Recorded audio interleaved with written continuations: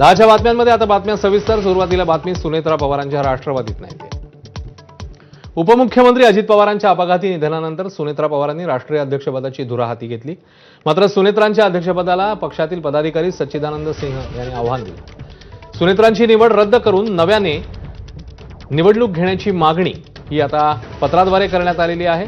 तर राष्ट्रवादीमध्ये काही सुधारणा आवश्यक आहेत असं सूचक वक्तव्य करताना प्रफुल्ल पटेल आणि राष्ट्रीय सरचिटणीस ब्रिजमोहन श्रीवास्तव यांनी पक्षाला आत्मचिंतनाचे सल्ले दिले. यापूर्वीही सुनेत्रा पवार आणि पार्थ पवार विरुद्ध सुनील तटकरे आणि प्रफुल्ल पटेल असं नाराजी नाट्य रंगलेलं होतं आणि पक्षातील पार्थ पवारांच्या हस्तक्षेपावर अनेक बडे नेते नाराज असल्याची चर्चा आहे.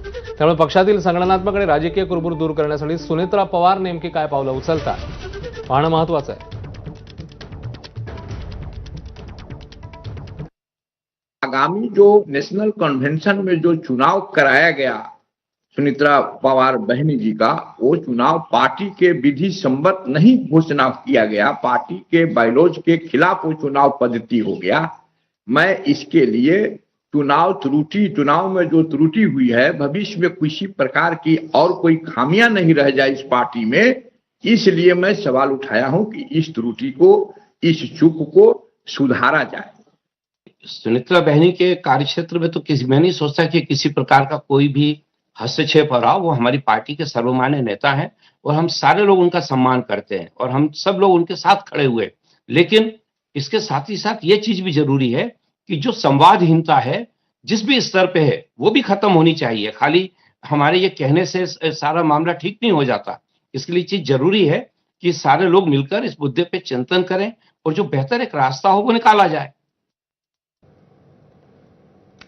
इकडे सुनेत्रा पवारांची निवड ही नियमानुसारच झाल्याचं प्रदेशाध्यक्ष सुनील तटकरे यांनी स्पष्ट केले. तर अनिल पाटील आणि अमोल मिटकरी यांनीही यावरून सच्चिदानंदांचा बोलविता धनी कोण असा सवाल उपस्थित केला. सच्चिदानंद नामक जे पूर्वीचे सेक्रेटरी होते त्यांनी जे काय नोटीस होता पत्र पाठवले ते मी वाचलं. त्यामुळे सकृतदर्शनी त्याच्यामध्ये बिलकुल काही तथ्य नाही. आम्ही जी त्यावेळेला वहिनींची अध्यक्षपदाची निवड करण्यासाठी राष्ट्रीय कार्यकारिणीची जी बैठक लावली ती नियमानुसारच होती. बैठकीचं कामकाजसुद्धा नियमानुसारच त्या ठिकाणी झालं आणि वहिनींची निवड झालेली ही सुद्धा पूर्णपणे वैध पद्धतीची त्या ठिकाणी आहे. खरं तर समजा जर का हे दोन्ही सिनियर नेते आहेत आणि दोन्ही सिनियर नेत्यांनी ह्या प्रकारे मीडियाच्या समोर जाऊन बोलण्याची फार काही आवश्यकता नव्हती. त्यांना बोलायचं होतं तर त्यांना पार्टीच्या समोर, पक्षश्रेष्ठींसमोर आणि पक्षश्रेष्ठींसमोर या सगळ्या गोष्टींची चर्चा करणं त्यांची जास्त आवश्यकता होती. आता एक कोर कमिटीची मीटिंग होईल.